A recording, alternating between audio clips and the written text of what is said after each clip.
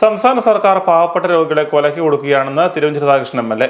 ഇടതുപക്ഷ ജനാധിപത്യ മുന്നണി സർക്കാർ കേരളത്തിലെ പാവപ്പെട്ടവരെ മറന്നുകൊണ്ട് അഴിമതിയും ധൂർത്തും നടത്തി ദുർഭരണം തുടരുകയാണെന്നും തിരുവഞ്ചൂർ രാധാകൃഷ്ണൻ ആരോപിച്ചു.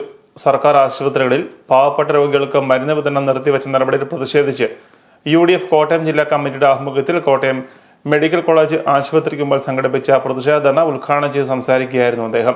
ഈ മേടിച്ചുകൊണ്ട് പോകണമെന്ന് പറയുന്ന പഞ്ഞത്തരം ഈ മെഡിക്കൽ കോളേജിലല്ലാതെ മറ്റെവിടെയെങ്കിലും നടക്കുന്നുണ്ടോ? രോഗി പഞ്ഞി മേടിച്ചുകൊണ്ട് കൊടുക്കണമെന്ന്. അതോടൊപ്പം രോഗി ഇവർക്ക് കയ്യിൽ ഇടാനുള്ള ഈ ഗ്ലൗസ് അത് മേടിച്ചു കൊടുക്കണം. ഗ്ലൗസിന്റെ കാര്യം പറഞ്ഞപ്പോൾ കോവിഡ് കാലത്തെ ഗ്ലൗസിന്റെ ഓർമ്മ നമ്മുടെ മനസ്സിൽ വരുന്നത്.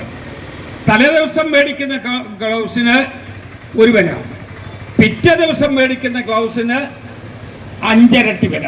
അതെങ്ങനെയാ ഈ രാത്രി കൊണ്ട് എങ്ങനെയാ ഈ വില ഇങ്ങനെ കൂടുന്നത്? BPL വിഭാഗത്തിൽപ്പെട്ട വ്യക്തിയാണ്. BPL ആകുന്നത് എങ്ങനെയാ? സാധാരണവർക്ക് ജീവിക്കാൻ നിവൃത്തിയില്ലാത്തത് കൊണ്ടാണ് അവരെ BPL വിഭാഗത്തിലേക്ക് മാറ്റുന്നത്. ആ BPL വിഭാഗത്തിൽപ്പെട്ട ആളിനും ഇവിടെ ഓപ്പറേഷൻ നടത്തണമെങ്കിൽ അവർ സാധനമൊക്കെ മേടിച്ചു കൊടുക്കണം. ഓപ്പറേഷന്റെ ലിസ്റ്റ് നിങ്ങൾ പരിശോധിച്ചിട്ടുണ്ടോ എന്ന് എനിക്കറിയില്ല. കോട്ടയം മെഡിക്കൽ കോളേജ് ആശുപത്രിയിൽ എത്തുന്ന രോഗികൾ പഞ്ഞിയും മരുന്നും ഉൾപ്പെടെയുള്ള ചികിത്സാ സാമഗ്രികൾ കൊണ്ടുവന്നെങ്കിൽ മാത്രമേ ചികിത്സ ലഭിക്കൂ എന്ന സ്ഥിതിയാണ് ഉള്ളതെന്നും അദ്ദേഹം ആരോപിച്ചു. UDF കോട്ടയം ജില്ലാ ചെയർമാൻ സജി മഞ്ഞക്കടമ്പിൽ അധ്യക്ഷത വഹിച്ചു. കേരള കോൺഗ്രസ് സെക്രട്ടറി ജനറൽ ജോയ് അബ്രാഹം മുഖ്യപ്രസംഗം നടത്തി.